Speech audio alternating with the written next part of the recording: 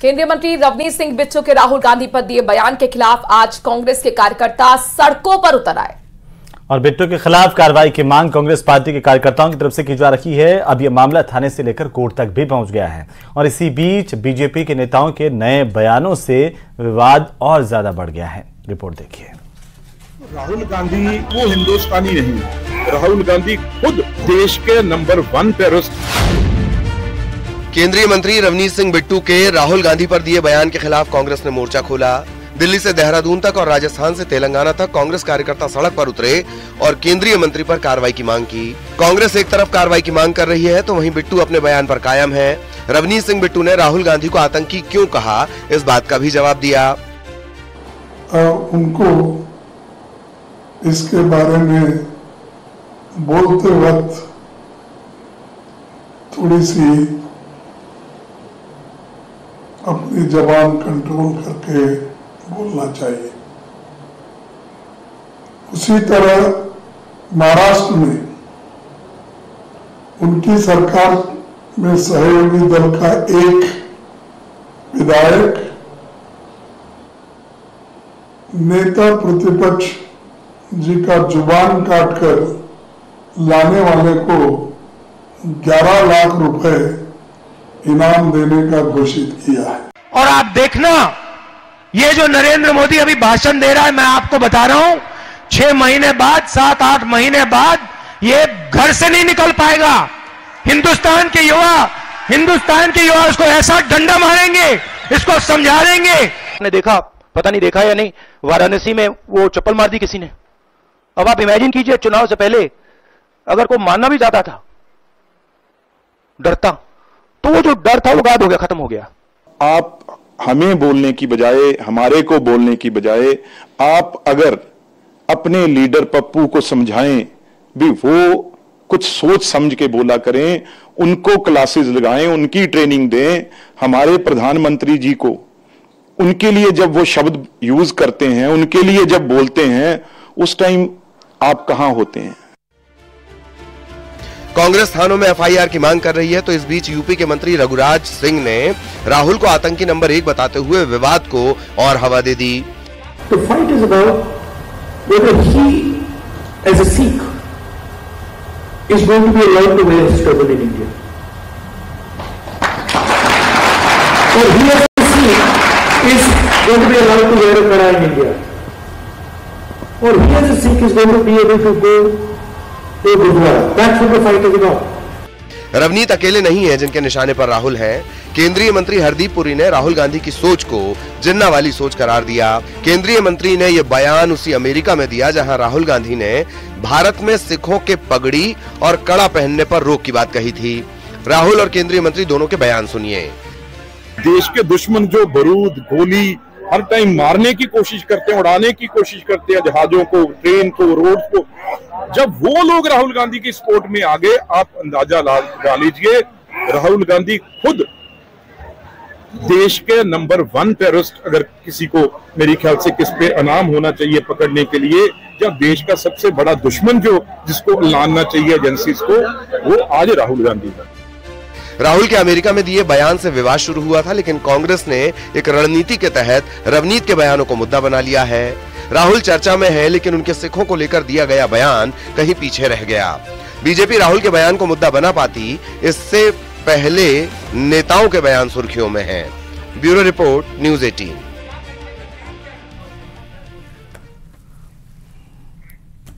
तो चलिए अब बात करते हैं दिल्ली की, जहां पर केजरीवाल के इस्तीफे के बाद भी दिल्ली में सियासी संग्राम लगातार चल रहा है। अरविंद केजरीवाल मुख्यमंत्री का बंगला खाली करने वाले हैं, ऐसा बताया जा रहा है। बीजेपी इसे नौटंकी बता रही है और आतिशी भी इसे लेकर के निशाने पर हैं। अफजल गुरु कनेक्शन के बाद अब उन पर स्वाति मालीवाल ने संसद पर हमले के आरोपी सैयद गिलानी कनेक्शन का भी आरोप लगा दिया है।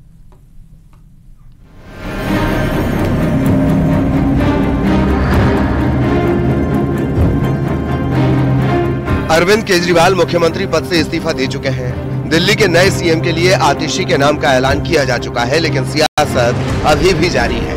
अब केजरीवाल के बंगले को लेकर सियासत शुरू हो गई है।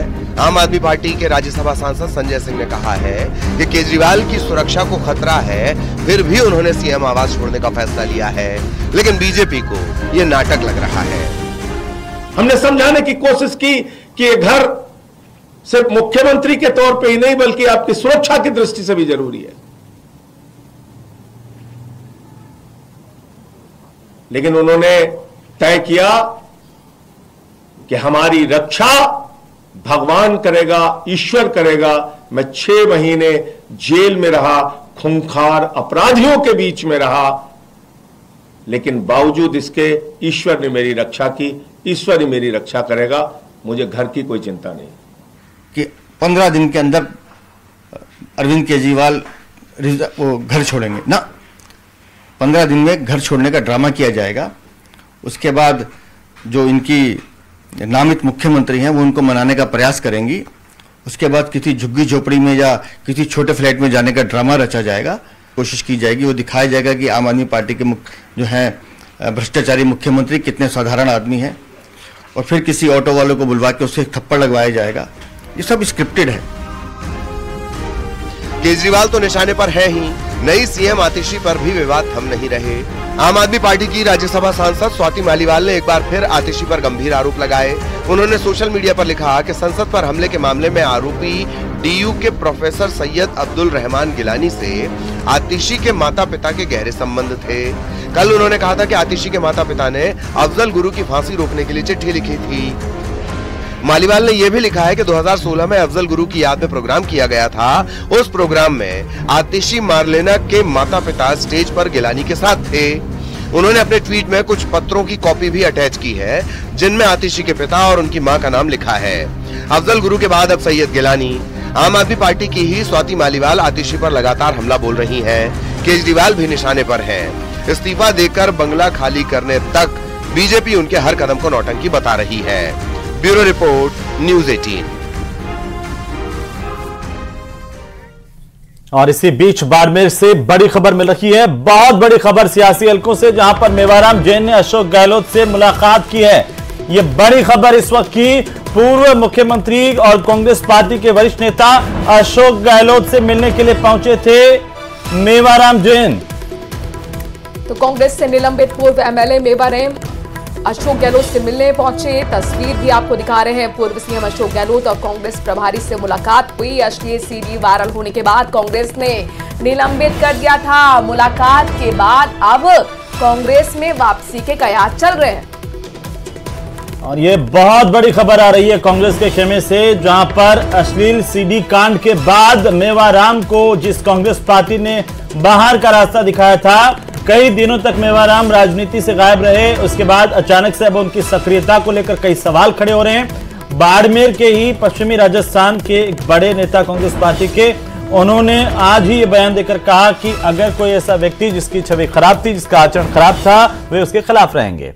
तो चलिए अगली खबर का हम रुख कर लेते हैं। बाड़मेर से एक और बड़ी खबर आ रही है। कांग्रेस के सीडब्ल्यूसी सदस्य और बायतू के विधायक ने बड़ा बयान दिया है।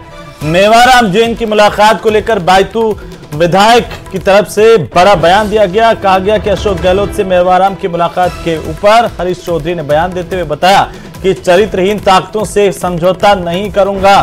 हरीश चौधरी का यह बड़ा बयान है, चाहे राजनीति से घर ही क्यों ना बैठना पड़े। हरीश चौधरी ने यह बात कही है। मेवाराम की कांग्रेस में वापसी पर बायतू विधायक बनेंगे रोड़ा, अब ये सवाल उठने लगा है। मेवाराम जैन ने पूर्व सीएम अशोक गहलोत से मुलाकात की और उसके बाद यहां पर कयासों का दौर, और कयासों के दौर के बीच ये बड़ा बयान। कहा जाता है कि हमें समझौते करने पड़ते हैं, तो उस संदर्भ के अंदर मैं कभी भी समझौता नहीं करूंगा, नहीं करूंगा, नहीं करूंगा। आज मैं पूरे, क्योंकि इससे पवित्र जगह मेरे जीवन के अंदर कोई भी समझौता कर ले, कोई भी किसी तरह की चीज कर ले, और उस चरित्रहीन ताकतों के साथ में संबंध नहीं रखूंगा, नहीं रखूंगा, नहीं रखूंगा। चाहिए राजनीति से घर बैठना मंजूर है, राजनीति के अंदर पीछे धकेलना मंजूर है, और ये मैं आप सब लोगों को विश्वास दिलाना चाहता हूँ। और अब आपको यूपी की सियासत के बारे में जरा बता दें। दरअसल यूपी की सियासत में मठाधीश के बाद अब औरंगजेब की एंट्री हो चुकी है। तो उत्तर प्रदेश में मुख्यमंत्री योगी आदित्यनाथ ने अखिलेश के मठाधीश और माफिया वाले बयान पर जबरदस्त पलटवार किया। सीएम योगी आदित्यनाथ ने कहा कि विपक्ष के अंदर औरंगजेब की आत्मा घुस चुकी है। साथ ही 2 लड़कों की जोड़ी पर भी करारा वार किया है।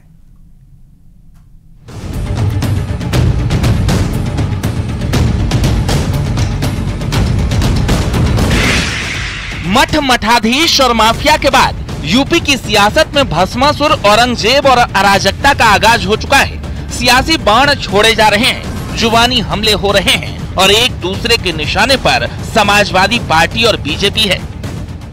और माफिया के साथ इनके रिश्ते अपने संस्कार के अनुरूप धर्माचार्यों को ये माफिया बोलते हैं। इनकी प्रवृत्ति तो देखो। अखिलेश ने जैसे ही मठाधीश की तुलना माफिया से की, सीएम योगी ने लाउड एंड क्लियर मैसेज दे दिया, समाजवादी पार्टी में औरंगजेब की आत्मा घुस चुकी है। मठाधीश और माफिया में कोई ज्यादा फर्क नहीं होता।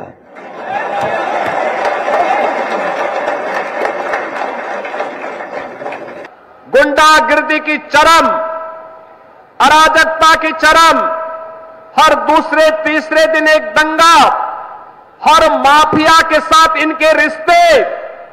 और समाजवादी पार्टी तो ये माफिया और अपराधियों के सामने, दुर्दांत तो माफिया और अपराधियों के सामने नाक रगड़ते थे और अपने संस्कार के अनुरूप धर्माचार्यों को ये माफिया बोलते हैं। इनकी प्रवृत्ति तो देखो। औरंगजेब की आत्मा सचमुच इनके अंदर घुस चुकी है।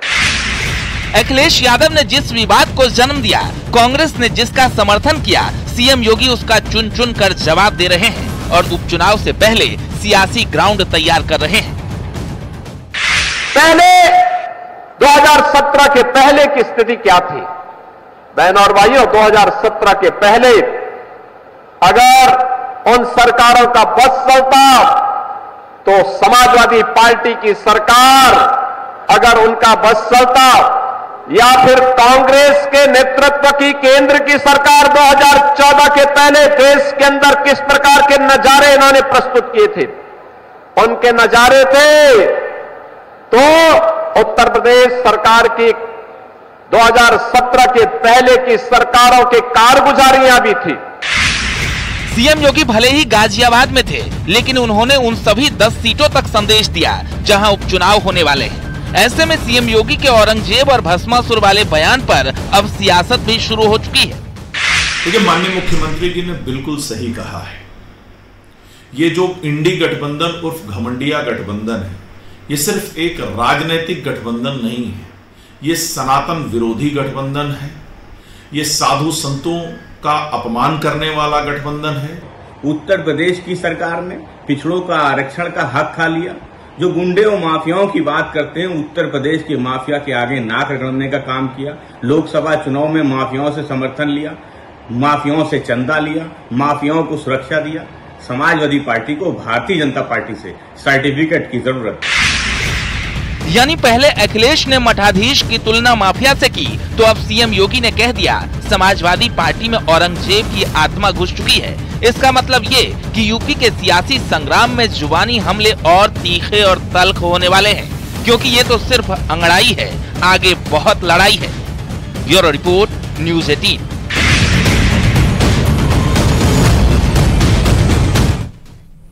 तो वहीं वन नेशन वन इलेक्शन पर देश में गर्मागर्म बहस चल रही है और केंद्रीय कैबिनेट की मंजूरी के बाद माहौल और ज्यादा गर्म हो गया है। एक साथ चुनाव करवाने से देश को कितना फायदा, कितना नुकसान होगा, आइए जानते हैं इस रिपोर्ट के जरिए।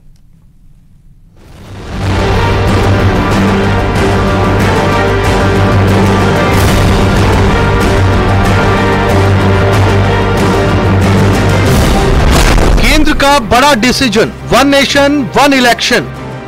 केंद्रीय कैबिनेट की मंजूरी, वन इलेक्शन कितना जरूरी। बिल लाएगी केंद्र सरकार, विरोध के लिए विपक्ष तैयार।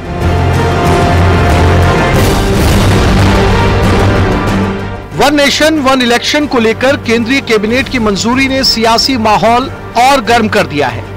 संसद के शीत सत्र में सरकार इससे जुड़ा बिल लेकर आ सकती है। केंद्रीय मंत्री अश्विनी वैष्णव ने कैबिनेट के फैसलों की ब्रीफिंग करते हुए इसकी पुष्टि की है। ब्रीफिंग के दौरान उन्होंने कहा कि हाई लेवल कमेटी की सिफारिशों को मंजूर कर लिया गया है। यूनियन कैबिनेट में माननीय प्रधानमंत्री श्री नरेंद्र मोदी जी ने एनडीए की सरकार ने वन नेशन वन इलेक्शन में जो हाई लेवल कमेटी की रिकमेंडेशंस थी उसको एक्सेप्ट किया है। और इसी के